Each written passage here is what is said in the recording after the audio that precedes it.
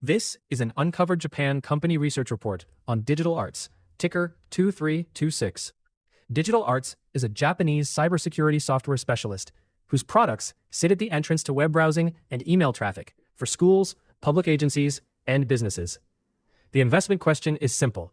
Can an unusually profitable filtering franchise turn its GIGA School Program windfall into durable enterprise and new product growth before that public sector cycle fades?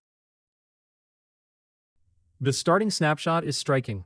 As of 10 July 2026, the shares traded at 14.1 times forward earnings, with a 44.2% operating margin, 19.2% return on equity, and a 2.52% dividend yield. Those numbers make Digital Arts look inexpensive beside higher growth security peers. But the market is asking whether its recent public sector strength is sustainable, and whether management can execute after trimming its growth ambitions. Digital Arts is not a broad global security suite. Its defining philosophy is what it calls white operation. Rather than merely chasing known bad websites or files, the system defines what users are allowed to access and denies the rest by default. The flagship iFilter applies that approach to web traffic, while mFilter covers email, zFilter extends into zero-trust web security, and AI Chat Filter governs generative AI usage.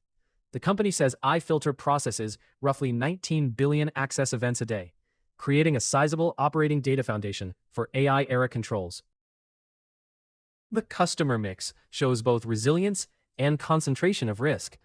Public and education represented 48.5% of FY 2026 sales, helped by the GIGA School Program. Enterprise was close behind at 47.8%, the historic core of the business.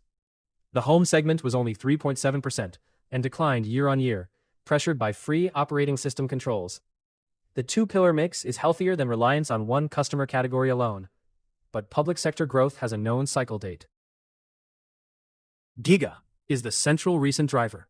Digital Arts held about 70% share of the program's second wave, up from 53% in the first wave. In FY 2026, bookings rose 57.1% to 16.6 billion yen, while backlog rose 92.3% to 12 billion yen.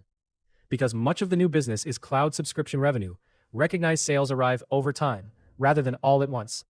That backlog improves visibility today, but the refresh program is expected to run through around 2028. The enterprise and new product engines therefore need to do more of the work later.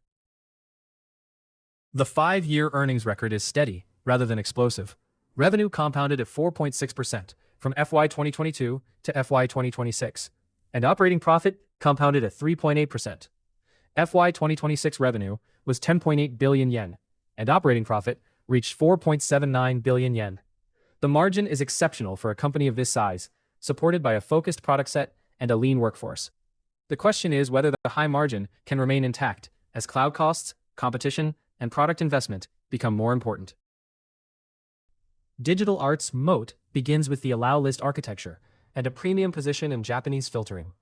With only around 326 employees, it generated almost 15 million yen of operating profit per employee in FY 2026.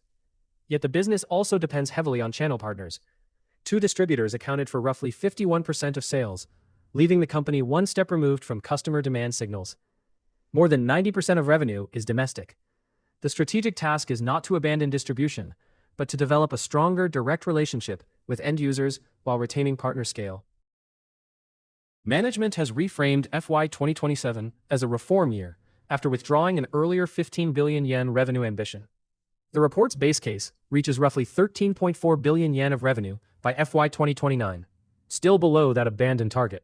The plan has 4 parts: improve direct proposal activity and customer visibility, cross-sell additional services into the GIGA installed base, build new enterprise revenue through zFilter and AI Chat Filter, and use AI to protect productivity rather than simply adding headcount. The strategy is coherent. What remains unproven is the pace of execution, especially whether enterprise and new products can replace a policy-linked public sector tailwind. The valuation tells the market side of the story.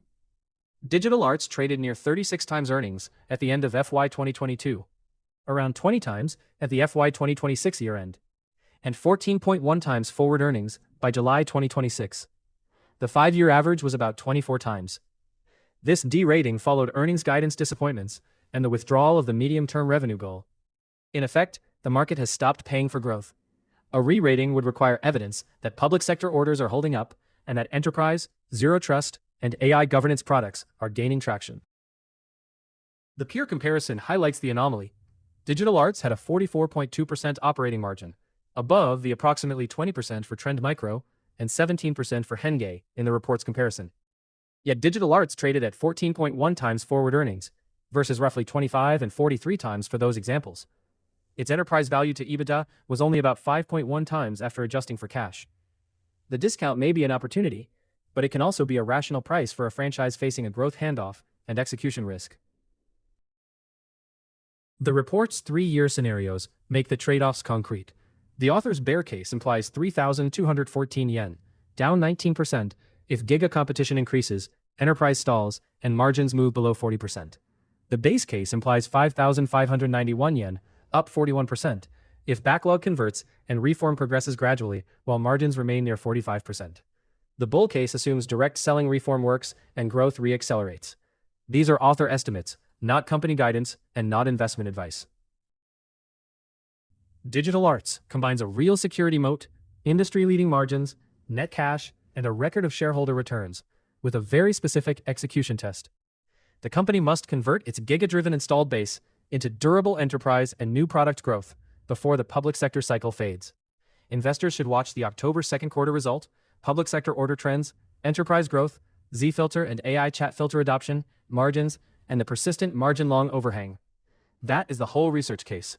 Quality is evident, while the next leg of growth must still be earned. For a much deeper look, visit the free deep dives at uncoveredjapan.com.